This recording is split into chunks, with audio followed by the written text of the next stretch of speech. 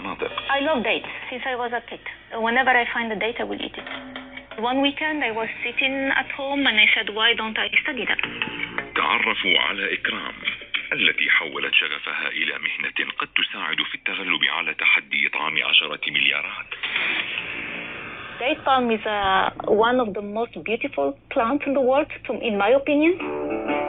It exists since more than 4,000 years. I think this is a plant with personality. It has a very strong personality because it's very resilient. Date palm is a good example to study plant adaptation to desert conditions because of their great root system.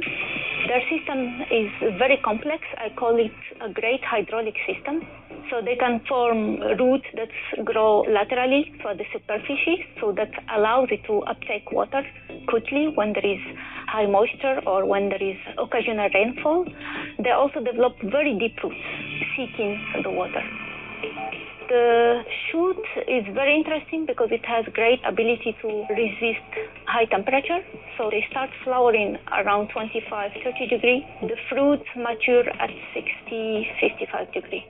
So usually the date palm harvest is in August, July, where it's the highest temperature in the kingdom. إذا كانت أشجار النخيل مثالية جدا، فما هو مسعى إكرام إذن؟ The saying is, the one who plants the seeds, it doesn't eat the fruits.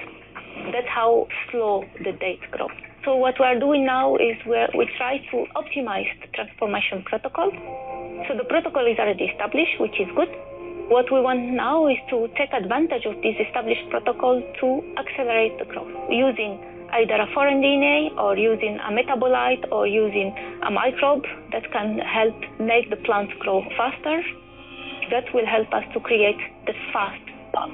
Then to make them fit, then we will have to wait a little bit until we can see whatever we have introduced does not perturb the structure of the plant and test that is really making the plant more resistant. على غرار ريد سي فارمز تتطلب العديد من التجارب باحثين من تخصصات مختلفة. The beauty of this place is very interdisciplinary. For instance, I have collaboration not only with people working with plants, but also working with electrical engineering. For instance, the sensor lab. The sensor lab has nothing to do with plants. They don't work with biology or roots or developmental biology, but they are developing sensors to detect abiotic stress or detect hormones. أو لاستشعار الأنواع الغازية التي تهدد ملايين أشجار التمر والنخيل في العالم. There's a problem here with something called red palm weevils. It's basically like a little snout beetle that can lay between 200 to 300 eggs that develops into fairly big fat grubs that lives inside the date palms.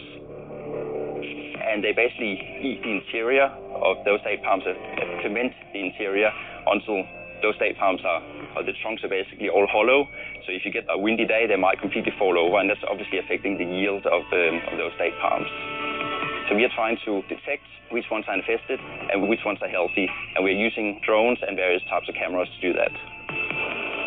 It's quite a significant problem. It started about 20 years ago here in the Middle East, but it's really spread, and it's costing the industry a lot of money every year. There's a lot of wasted resources going towards this.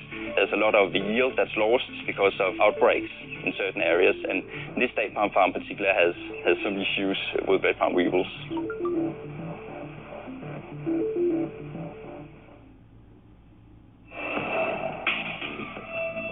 رأينا بون أوي في الحلقة السابقة يساعد فريق ريد سي للتواصل عبر الإنترنت المغمور بالماء، لكن هذه المرة لدى بون اختراع مختلف لاكتشاف سوسة النخيل الحمراء. We solve this problem by using a single optical fiber. We are using a standard optical fiber that we're using for the detections. Other technology, usually is very time consuming. You need to be the so-called invasive. You have to drill a hole, put in a microphone, and listen to the sound of lava. As for our technology, we can do it in real time, 24/7, and can be widely deployed because we can detect up to 1,000 trees by using a 10 kilometers fiber and one single sensor box that we built.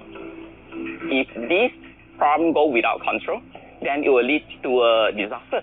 A tree usually be able to survive up to about 40, 50 years, but during the peak production time, at about 20 years or so, And being destroyed means that you have to grow the tree and wait for another 10 to 20 years before they can produce again.